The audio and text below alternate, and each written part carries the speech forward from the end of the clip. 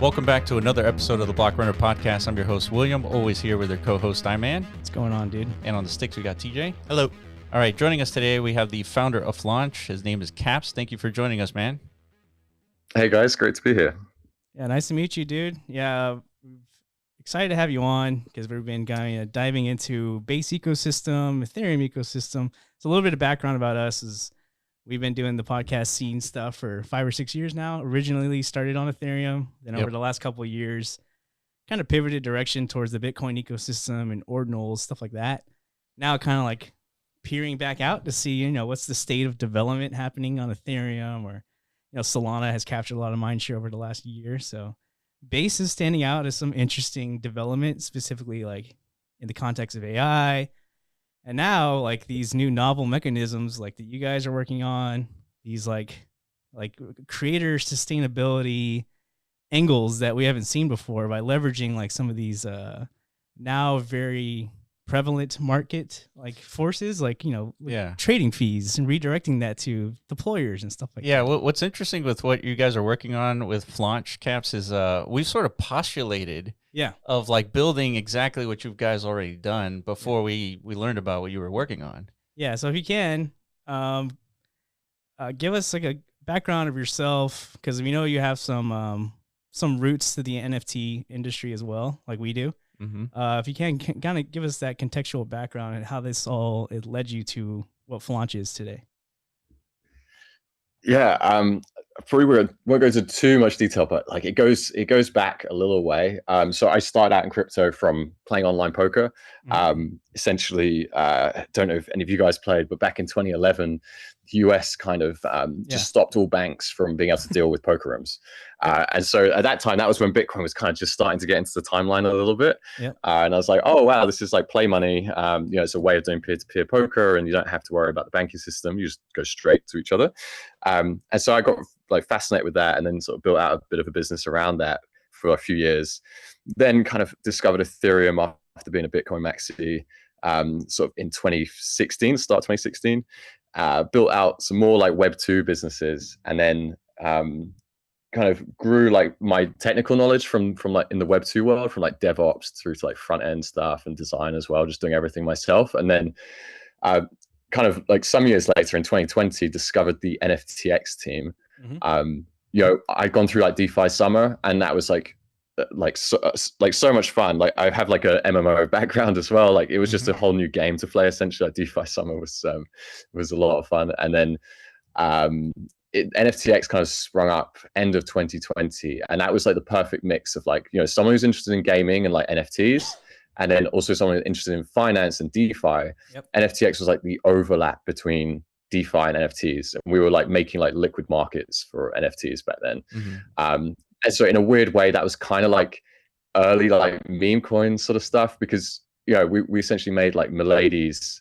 I think at the peak had like, I want to say we had like 1,500, 2,000 Milady's in NFTX, like as liquidity. So that's like, it was many millions, like tens of millions of dollars of liquidity for Milady's that allow people to trade like ERC20s, so like fungible Milady tokens that were backed by the NFT.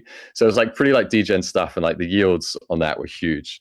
But it was like a lot of fun, and it was like creating a lot of value as well. Like the market was becoming a lot more efficient. And I was just like excited by what we could do on that front. And then, from that point on, NFTX grew through 2021, 2022, markets went quiet, and then Pump came out. And we were already building on Uniswap v4 at this point, like looking at a new kind of NFTX that we could build on Uni v4.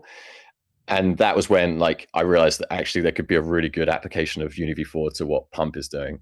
And so, kind of wrote white paper on that. And then, the rest is history in that sense. So what is it you saw like right away from, because we all saw the same thing, right? This thing creeping up on the industry called pump.fun. It's like this interface that's flashing at you. It's very aggressive. Like, what the hell is this thing? And why is everybody dropping coins here? Like at a pace we've never seen before, right? And then we saw the reports on like the revenue that the platform was generating. I was like, wait, what?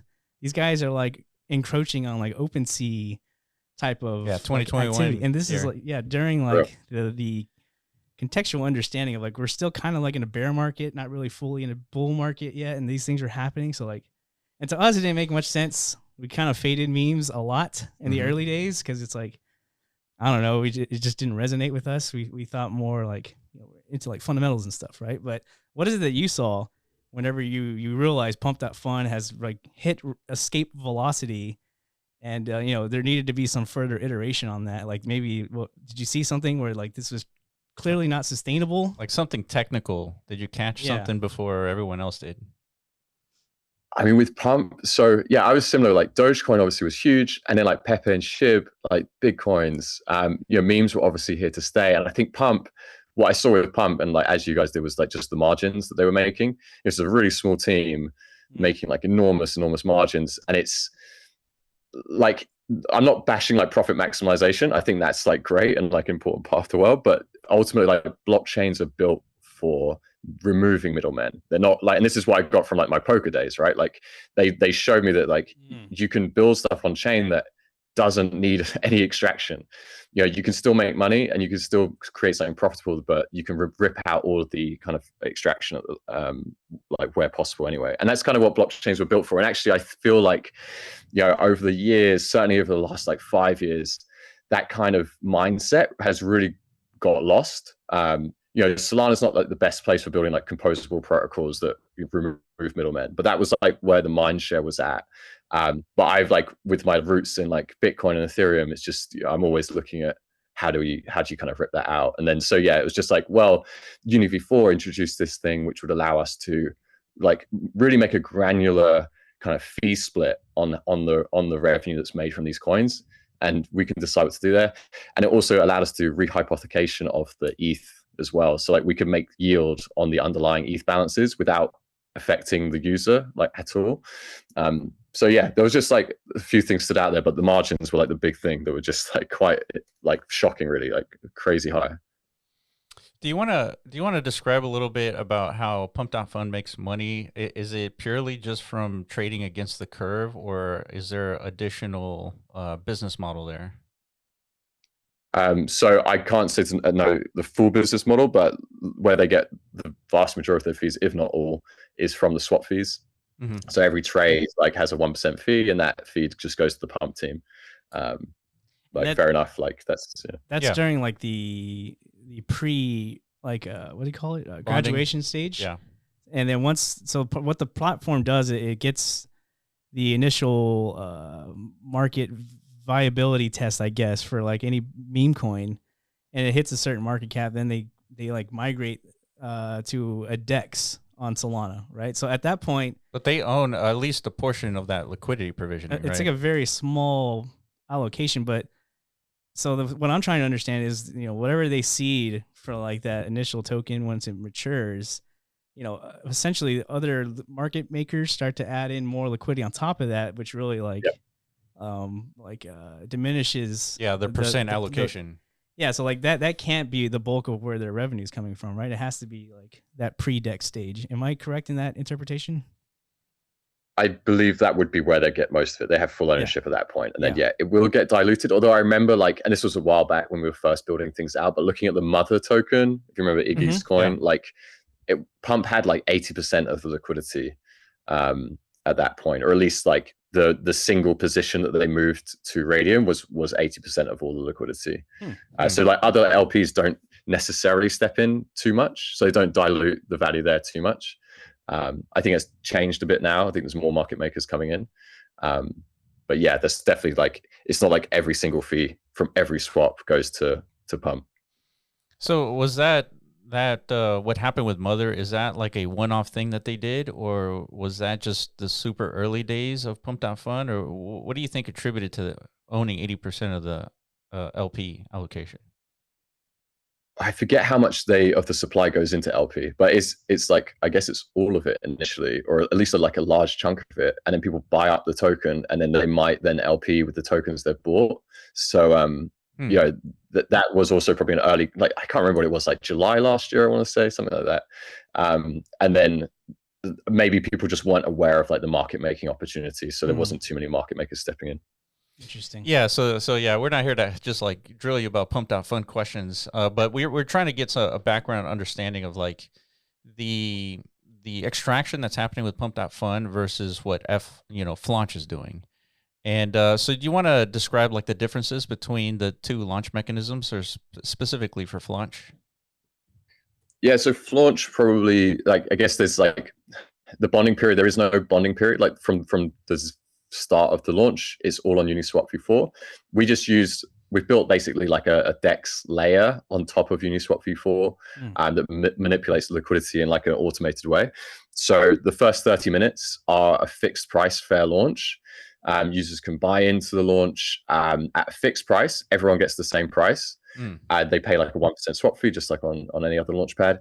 And then when the fair launch ends after 30 minutes, they can sell at the same price. So if you enter in the fair launch, you actually kind of don't take on any price risk. You just have that 1% fee.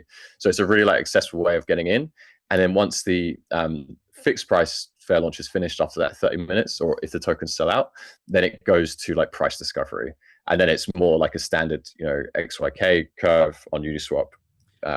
Yeah. So that means that if you're buying into this token, you are just seeding liquidity. That's the main purpose of the static price. Yeah, well, the ETH that you put into the fixed price actually goes into a bid wall that will buy back your tokens, so you can get out at the same price. The price discovery is when the ETH will then start adding liquidity. Like that first bit is actually just going to be a bid wall that's always going to be there following. And we have this thing called a progressive bid wall, where that bid wall from the ETH in the fixed price fair launch would move up with the price. So it kind of follows the price up, and then it's like weakens any sell pressure. And then the liquidity gets the ETH side from buyers of the token. Okay, yeah, that's definitely interesting than using a bonding curve, because in a bonding curve you can buy early and sell at the end and make profit. And so in this case, you are buying and you're waiting the 30 minutes to either decide to actually get out or just hold the token and maybe price number go up. Is that correct? Yeah, that's right. Yeah, you kind of get into the waiting room, and then after that, it's like you're all getting in there on the same terms, and then after that, things can go up. And they can't actually go further down because you'll just get bought out. So what is the motivation behind a team to use Flaunch versus something like pump.fun? Like, are there inherent benefits to using Flaunch as a team who's trying to do maybe a project outside of just doing a meme token? Yeah, so I think we've had like large teams like talk to us, and I have to be very realistic. And like if you're trying to do a TGE that's like trying to control like lots of supply, and you want 20% to the team, like 10% to investors, like 50% to a community, you wouldn't use Flaunch. You'd just do your own TGE and run your own like tokenomics. Yeah. So Flaunch is for like I want to say like influencers, memes, like anyone who wants to create a token for a community. That's it. That's like just wants to have like a simple access to that kind of market. Kind of like capital formation, and really like that's like the area we see the most growth in. We see like a huge number of people, like whether like micro influencers or bigger names, like wanting to launch coins that give their holders like access to certain things like utility as well. Sure. As well as like just memes that are just like ideas that are posted on chain that just serve no like roadmap or anything. They're just purely there for like the community side and the culture. Yeah, one of the things that caught our attention doing our research in Flaunch was I guess you had like at least a strategy in terms of like marketing, because part of the marketing was like if Trump launched on Flaunch, they would have generated $30 million. And so like, this mechanism, I feel like it's a pretty useful one for any project that wants to, build something of substance, maybe potentially going beyond the meme itself, or maybe just a meme community launching on Flaunch just to generate volume so that they can, produce more marketing aspect for that meme coin itself. So like what is like the main sort of like demographic for a creator using Flaunch? Is it specifically for memes, or can it go beyond that? Yeah, so AI agents is the other one, right? Like, okay. you can launch an AI agent and have it attached to one of the coins on Flaunch, and that agent would earn revenue. So like Flaunchy was like our kind of, I guess, our mascot for the site. He's an agent that is now like self-capitalized. Like from the fees alone, he hasn't had to sell a single token. Just from the fees alone, he's like capitalized like $150,000, and he's able to now use that to like grow his capabilities and have like a team that can then actually build him out. So there is there is like a huge thing there with like agents that want to self-fund. Memes, don't need to self-fund to such an extent, but then you look at something like Whiff. Last year when they tried to get on the Vegas Sphere, like they spent months raising 600 grand to try and pay for that advert on the Sphere. With Flaunch, they would have raised that in 24 hours while they slept. It's like a very different way of raising capital when you own the revenue stream. And Flaunch is the only launchpad that lets you own like the full 100% of the revenue stream. Others are doing a good job, giving away like 50%, I think 40% and less. But yeah, we really do think that the creators should have everything, and kind of will be able to build out whatever they want from there. So there may be some like use cases that we haven't thought of as well. We do have a lot of interest from AI agents. We have like a launch pad that's building on the Flaunch protocol as well. So like they can have a launch pad out of the box, kind of similar to how we built on Uniswap v4. Others can build on top of us, and they can access the revenue there as well. So we don't just have like people launching with us. We have other like integrations on the base blockchain that want to then use the same launch tech that we've got as well. So are the launchers of a Flaunch like token specifically, are the launchers, you said that they have the ability to kind of like manage the fees. So what is the difference between the fees that they manage versus the 1% swap fees that you mentioned earlier? So that's, they get the 1% swap fees. So that 1% is fully allocated to them, and they can decide like of that 1%, let's send 50% to automated buybacks of the token, and let's send 50% to like our team wallet. So I guess true to your word, getting rid of like the middleman. So your business model is there isn't one. Is that correct? There is, but it's maybe like a little bit less like common, and that is like the rehypothecation that I mentioned. So actually, we use UniV4 here, and when someone makes a swap, what they're actually doing under the hood is they're swapping through Aave, and the ETH that they're using to buy a token actually goes into Aave, and then they get the token out. And then when they sell a token, they put the token into the AMM, and then the ETH actually gets unwrapped from Aave and back to their wallet. So all the ETH TVL in the system is actually earning interest in Aave at just like the kind of safest, lowest like lending rate. That's fascinating. It's kind of like pull together, right? It's like a no loss lottery in a sense. Yeah, I remember we talked about pull together probably 4 years ago. Yeah, we thought that was an interesting mechanic. Do you remember pull together? Do you know who we're talking about? Yeah, absolutely. Yeah, great. They used to use DAI a lot, I think. That's right. That's right. Yeah, but it was an interesting mechanic to, again, like aggregate resources for a lottery pool without anybody losing any money. Yeah, which I thought was brilliant. And yeah, it was leveraging, what was it? Right, V2. Compound or something? Compound, yeah. Yeah, back in those days. But yeah, that's a good idea. Nice. How's it working so far? As far as, so. Is it effective as like a business model so far? We need to hit like 100 million TBR. So like, we've got a job on our hands, but like I'm confident we'll get there. We're having like lots of different launch pads integrating with us, as well as like bigger launches coming online as well, because if they kind of see where we're going with this, and we kind of just need to get to that 100 mil TVL. We're well capitalized from like the NFTX days, so we have good runway. And now it's like, we're driving towards that TVL figure. And like, sorry, just because you mentioned pull together, like it was actually one of the things I did a talk at Denver, East Denver, what was it, last week now? Or a couple of weeks ago.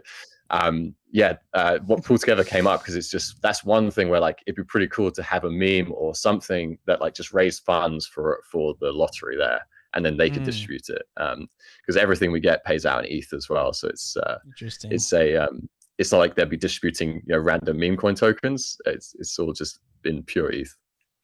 So what is the yield at Aave for something like this? Is it like significant, like anywhere above like 2 to 3%, or what's the percentage?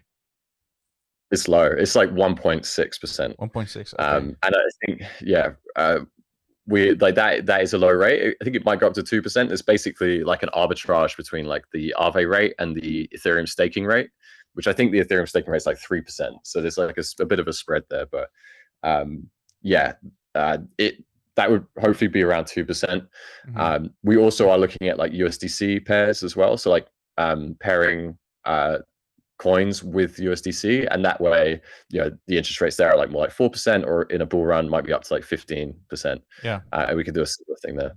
So I had a kind of like a weird question, kind of going earlier to the NFTX days. You said that there was some sort of percentage allocation when you are getting the fungible tokens backed by the NFTs, and you said that there was like a high yield rate. Where does that high yield rate come from?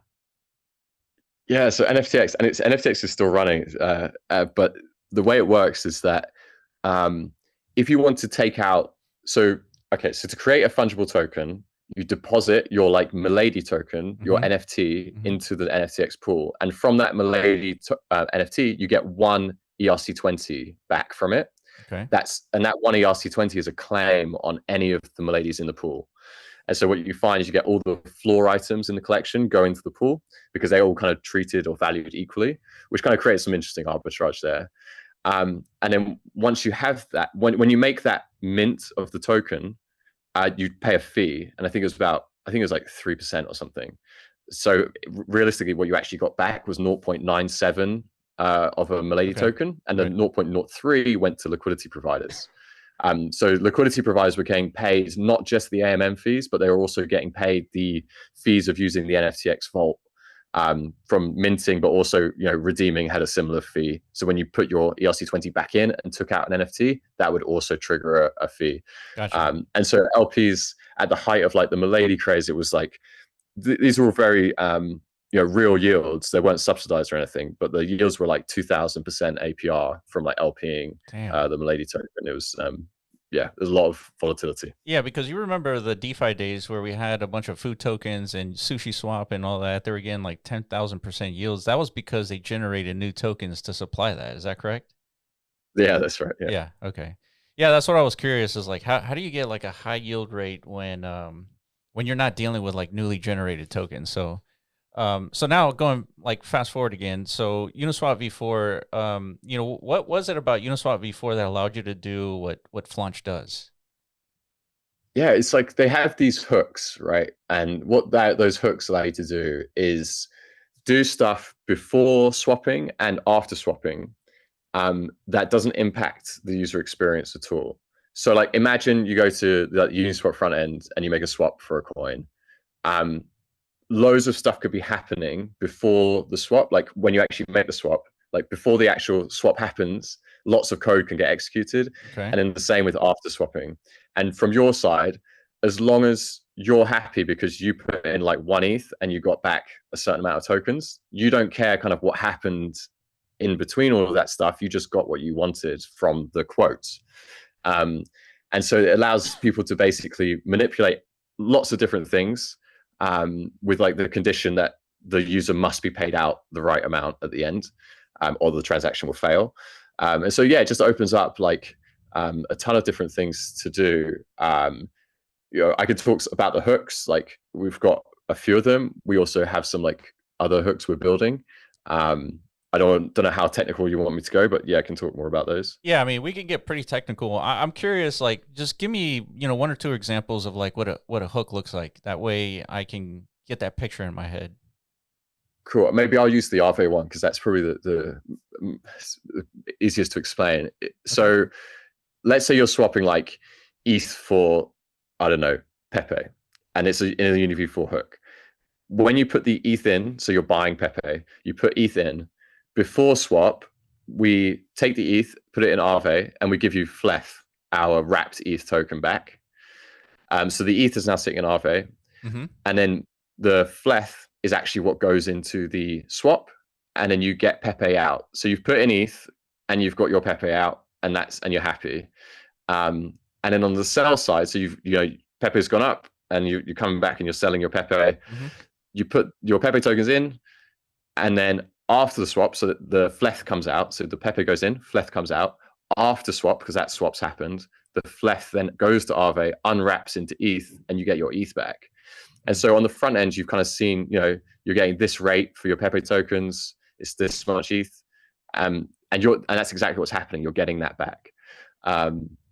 So yeah, there's a lot of stuff can happen under the hood, and as a user, you kind of just wouldn't see it. So which part of is the Flef like the hook itself, where you've kind of injected like a new token in the swapping mechanism? Is that what you mean by a hook? It's actually, the Fleth is actually like technically what the liquidity is paired with. So like, the liquidity is actually Pepe Fleth rather than Pepe ETH. And as a user, you're kind of routing your ETH through Fleth. And the hook is actually something separate to that side of it. So there's a couple of components in that case, but the hook is more around that kind of like what happens before swap and what happens after swap. Okay. So then what would be an example of a hook before or after the swap? Like, is it like some sort of functionality that you do on the front end, or is it functionality you can do on the back end? Like, how do you explain like the hook part of this? Yeah, so it's purely contract based, and like I'm not a Solidity writer, but I read my way around Solidity, and sure. So in our docs, we've got what we call our position manager contract, and that's got all the before swaps and after swaps in it. Gotcha. It's all in Solidity or whatever contract code you want to write. So it's all like immutable in the blockchain. Mm-hmm. And the before swap is the method in there that we kind of overwrite onto Uniswap to say this is what should happen, and execute this code, this block of code, and then you can do the swap. So yeah, it is in the contract itself. It's not on the front end or anything else. Okay, that's interesting. So then, as a developer, you could create that smart contract to do pretty much anything before a swap occurs. So it could be anything as like simple as a game, and some activity in the game is read by that smart contract, and then that smart contract potentially initiates like a potential swap, right? And that would be an example of a hook. Yeah. Yes, okay. Exactly. It'd be, as long as the output was what the user was after, mm-hmm. That's the main thing. So that they put an input and they've got an output. You could write a game in there. You could write anything you want, like gotcha. As long as that happened at the end. So I remember reading that there was in V4 single-sided liquidity. Is that correct? I say that again, sorry. In Uniswap V4, I read something about single-sided liquidity. Is that around correct? Like supplying one token instead of a pair of tokens. Yeah, absolutely. Yeah, so that was something that you could do in V3 as well, where you could have like a position where it was like from spot to infinity, and you didn't actually need to supply the other side. So yeah, there you can still do that, but you can do liquidity kind of like we do with our fixed price fair launch. You can manipulate liquidity so that it moves around based on certain conditions. Again, the cool thing about that is it's automated. So, we don't need to run a bot that's going to have like a private key that we've got to worry about. And like, we've got like a program that needs to have uptime. We can just write the hook straight into the AMM, and it's going to automatically do everything we want to do. And yeah, from us as like decentralization maxis, that's like perfect. So to your knowledge, is this V4 version of Uniswap as other chain ecosystems, they don't have access to these type of functionalities for their like liquidity logic, right? Would you agree?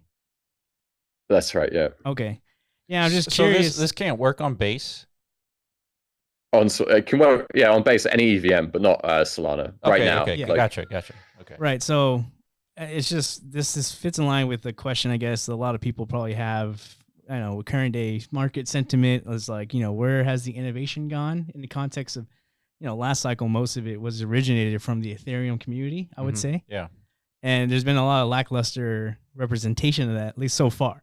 Right. And so I'm curious your perspective on that, since you've been a developer, your team has like a Solidity background.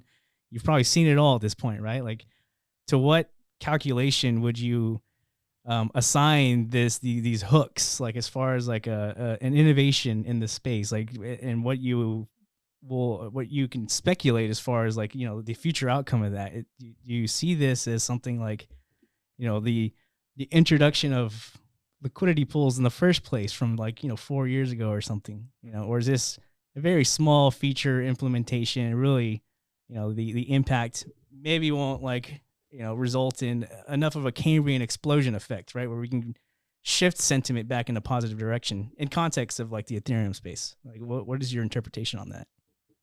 That's a really good question, because I agree. Like, I think, yeah, it felt, and there's been a lot of builders that have been building awesome stuff, but it definitely has felt that like there's been that kind of more move to like Web 2, like isolated products and like not really innovating, just like extracting.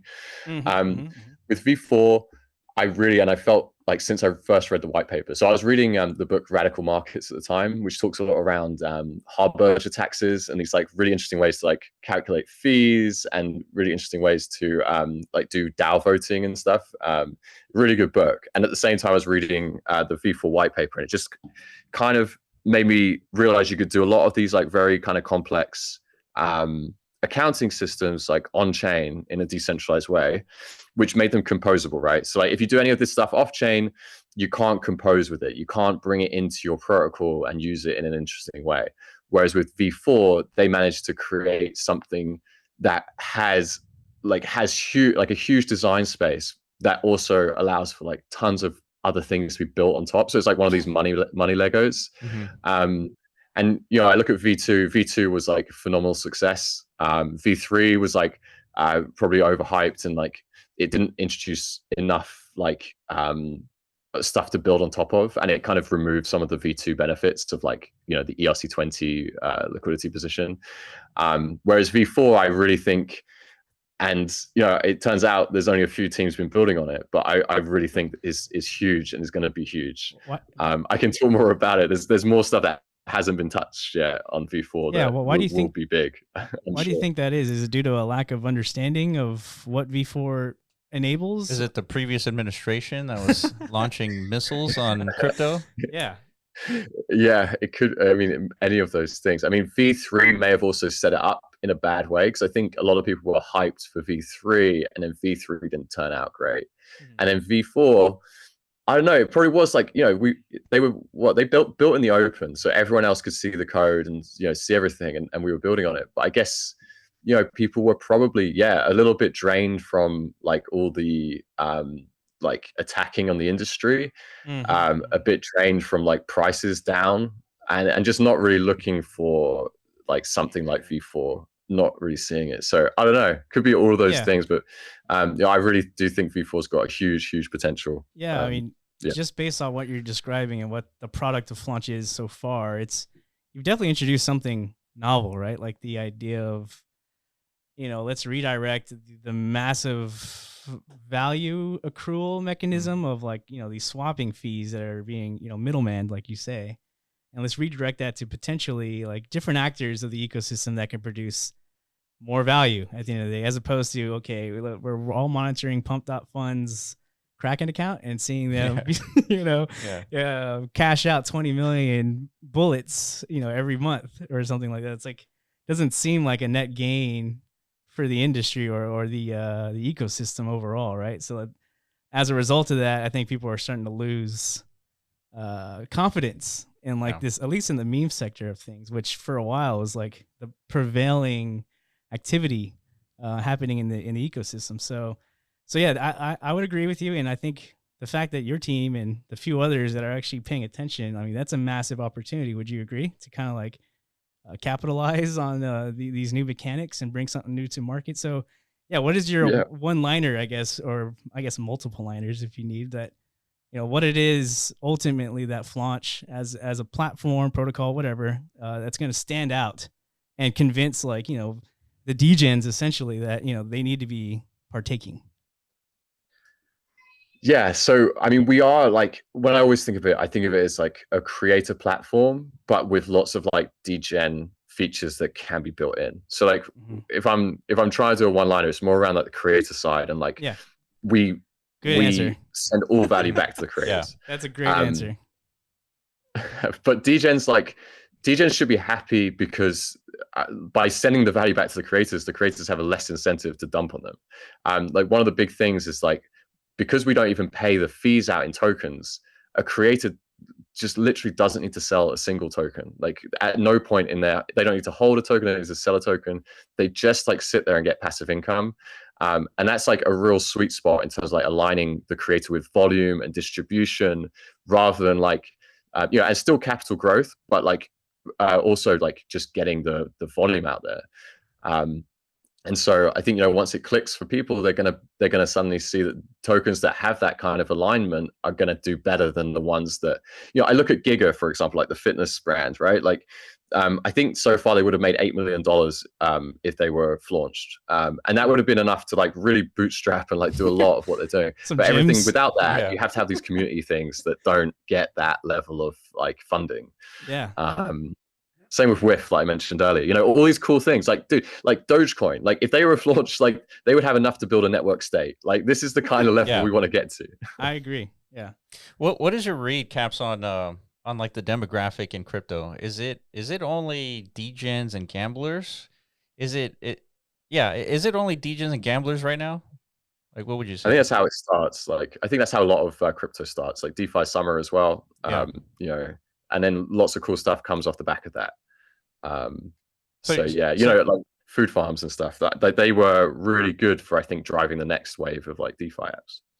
So you believe that, we can kind of evolve beyond just degens, right, in crypto, right? Absolutely. Like, okay. I'm like naively like optimistic, like perma optimistic about what Ethereum and blockchains can do. Yeah. Same with us. At some point, like, we'll come around. Yeah, same with us. And the reason why I ask is because I'm curious is, the result of like the current demographic, like really just being degens and gamblers, all of a sudden memes like are like the focal point, where we have projects, kind of pivoting to like a meme like focus sort of innovation. I guess I'm curious, is it result of like the market just not having enough innovation so that creators and artists and developers can build things that go beyond gambling, or should developers just focus on like the current demographic and then really go from there? Yeah, it's tough. We looked at the NFT market a lot, right? Because we were building NFTX, but like the NFT market had, pretty much died. There wasn't like much opportunity there. You can't really sustain a team doing that. So I think really as developers, you kind of look at, ones that are like really passionate about decentralization and everything else. You really have to look at the current trends and like, how can you apply some of these principles to where things are going in that sense. And then good things should happen off the back of that. I don't think, I think memes as well, like everything's a meme, like to some extent, like brands, franchises, there's so much of it is like, is backed by a meme. I think what will happen is you'll get these memes that just turn into much bigger things. And so I think memes can be a massive source for good. With us, like as well, you can do fundraising, like public goods funding and charitable like fundraising through these memes as well. So you could create, and someone's done it for Protocol Guild on Flaunch, where they've created a coin where all the revenue goes to Protocol Guild, and you can verify that on chain. And so you've just, there's so much like more you can do when you have a composable like revenue stream that can be used however the creator chooses. Yeah, that's interesting that you say that, because we're builders ourselves, and we tend to focus on developers and creators. So we come from like the metaverse kind of background. So kind of like you, I mean, we played a lot of games growing up. I don't know if you played WoW, but have you played WoW? Yeah. Who hasn't? Yeah. I was actually playing Ultima Online before that. If you know, okay, wow, the actual OG. Damn. Yeah. 97. Yeah. Yeah, and so our background is like just focusing on developers and creators, because we knew what NFTs were back before everyone else knew what NFTs were, like the retail. And we always tend to focus on like the substance of it, not the.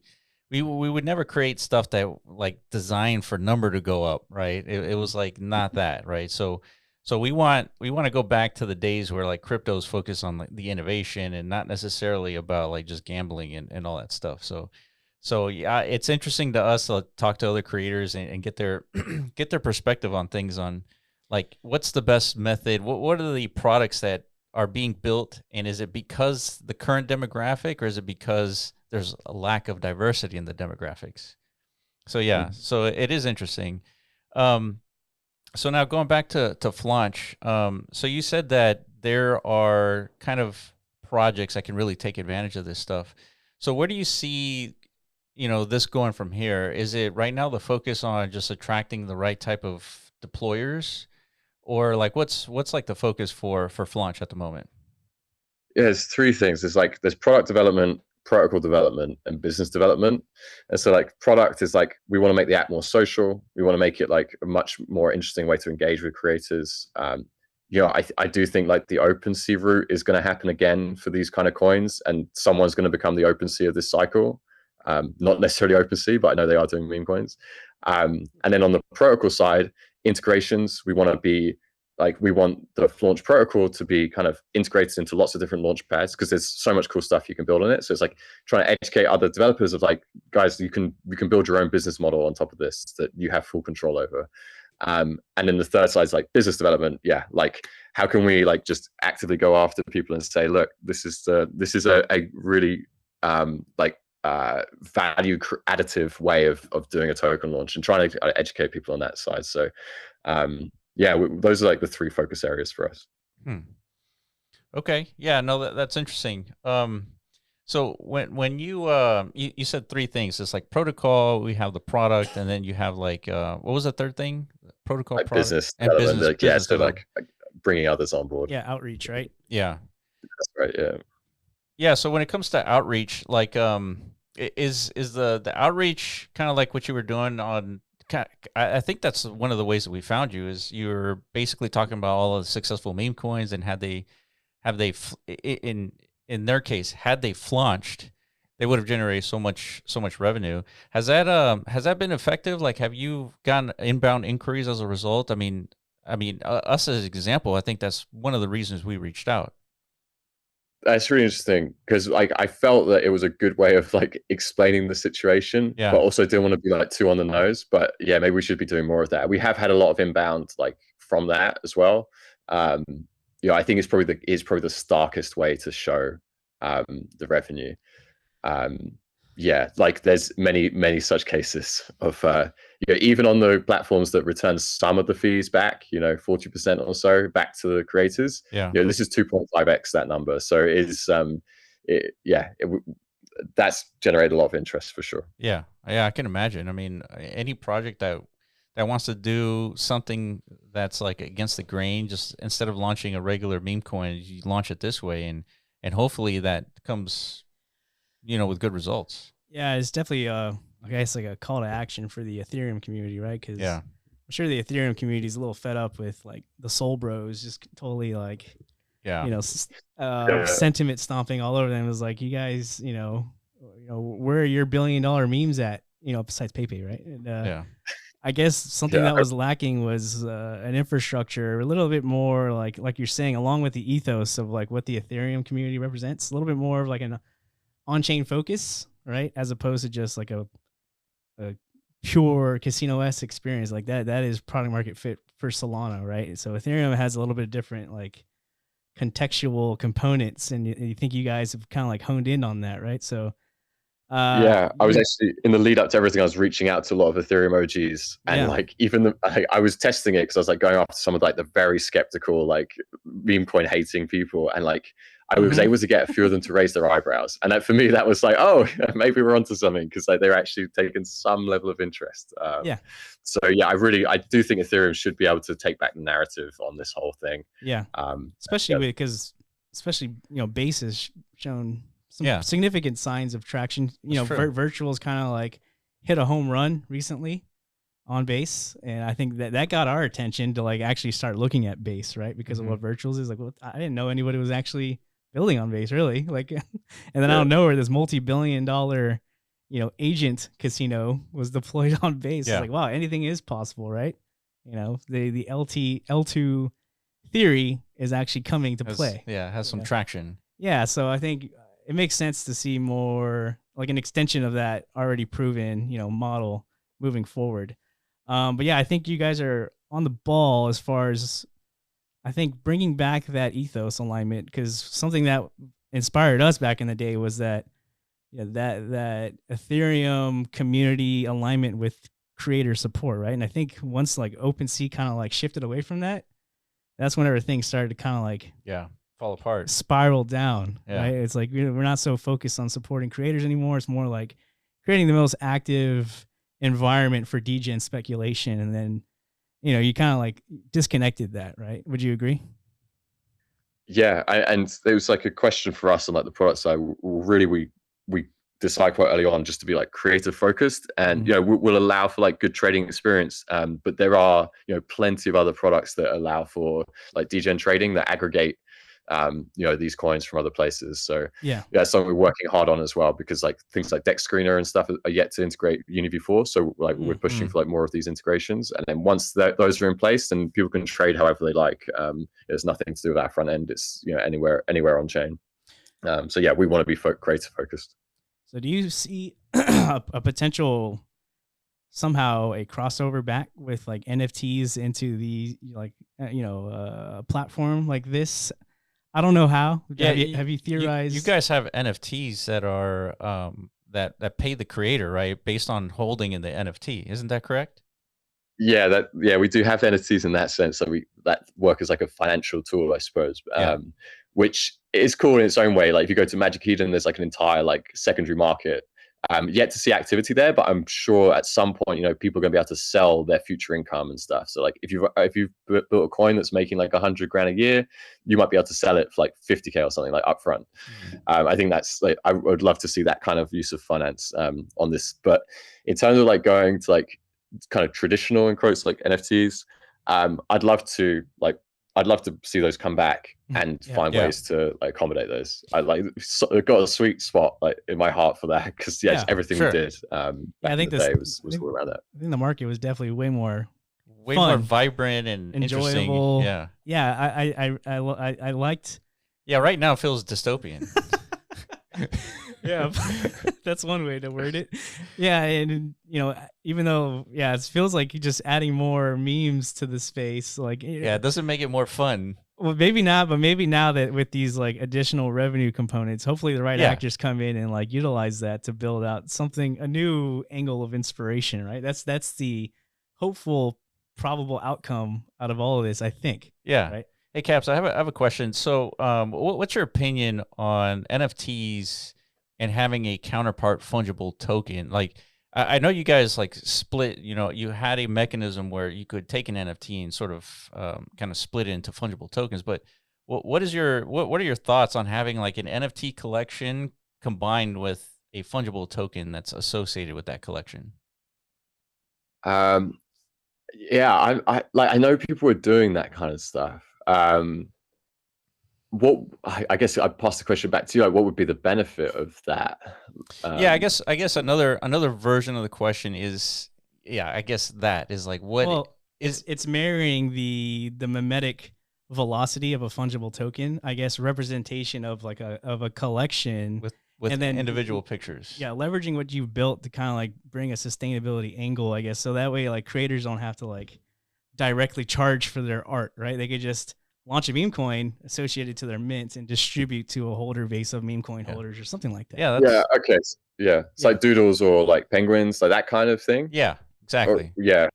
Like from a systemic way, like from the ground floor. Yeah, as a meta perspective, meaning like that's the meta that people are launching.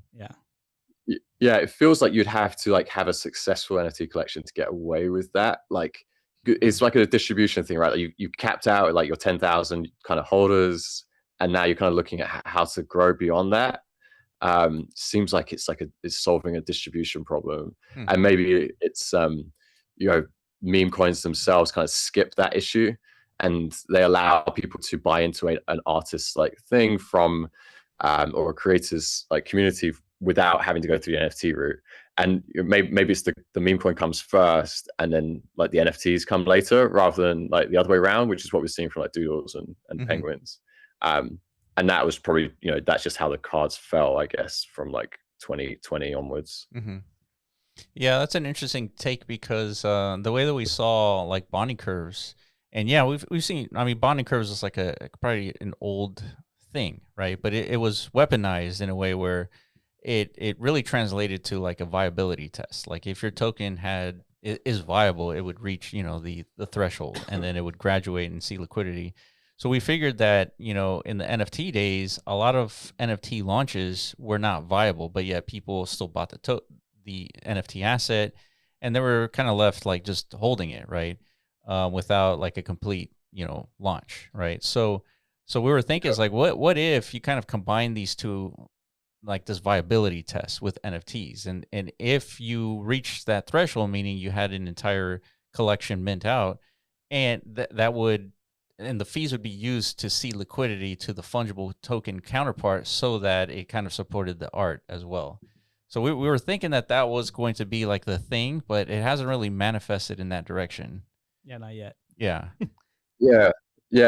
Yeah, I see like ETH being like the raised ETH should have probably maybe gone to other stuff. I know people were looking at doing like they're guaranteeing buybacks of NFTs and stuff. That was starting to happen maybe kind of more recently.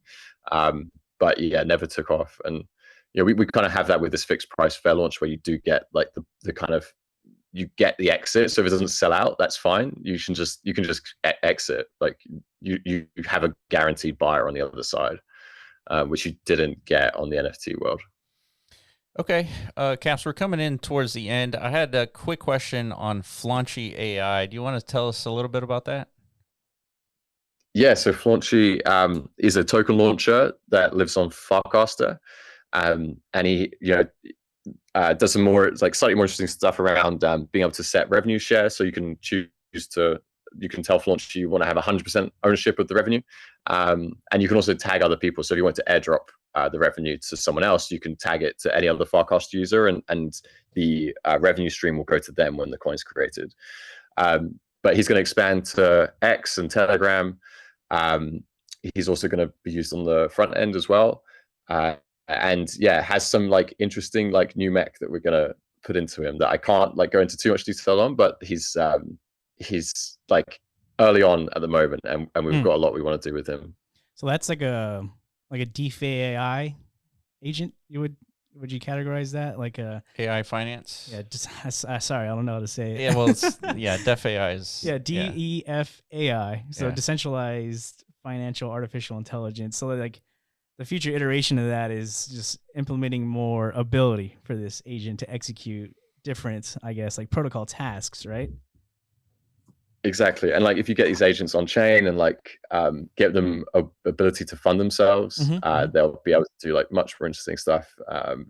And yeah, there's some very cool things around like TEs and being able to like have these agents work like autonomously with like private keys locked away that no one can tamper with.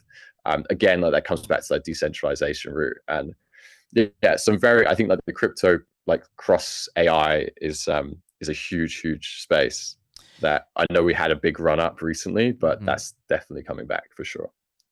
Okay. Do you guys have any plans of an agent framework of your own? just out of curiosity, because everybody seems to be doing that these days.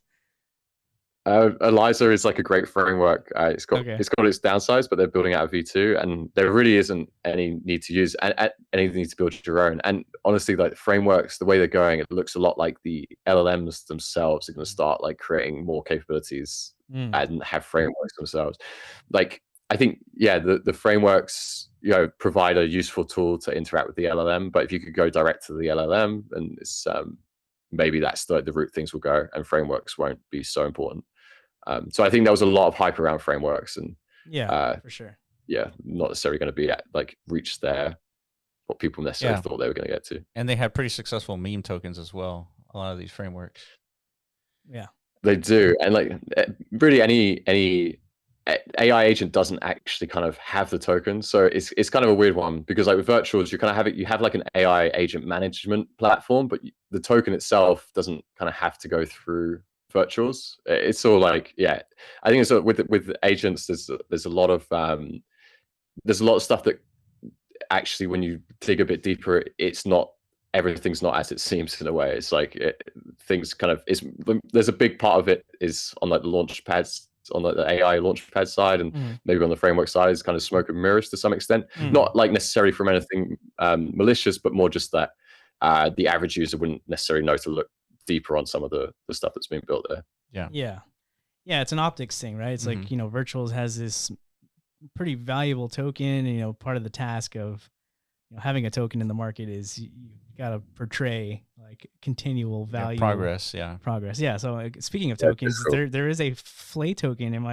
That is like a token for the Flaunch ecosystem? Am I correct? That's right. Yeah, there's a Flay token, and that's governance token. There's a good tokenomics page on our docs. But the main thing is it does have control over like a fee switch on the Flaunch protocol of like 10%. Interesting. All right, Caps, final takeaways. I want to thank you for your time. I know you're super busy. We did watch your ETH Denver presentation, and it really kind of motivated us to reach out and talk to you because, like I mentioned earlier, we had sort of thoughts and ideas of really focusing on the creators in a way where we could launch things without directly, paying the creator in a way that incentivized volume. Right, and if volume came in through a DEX, that would essentially fund the creator. So you guys sort of like basically built out the thoughts and ideas that we had. So this has been a very, very interesting conversation. Final takeaways from your side, like what's next for Flaunch, and where can people find you? So Flaunch has got a big social upgrade coming. We've got like protocol integrations coming. We have other launches coming that should hopefully, demonstrate in a big way kind of what it is that we do and where the value is coming from. So yeah, lots to be building out on that front. You can reach us at flaunch.gg.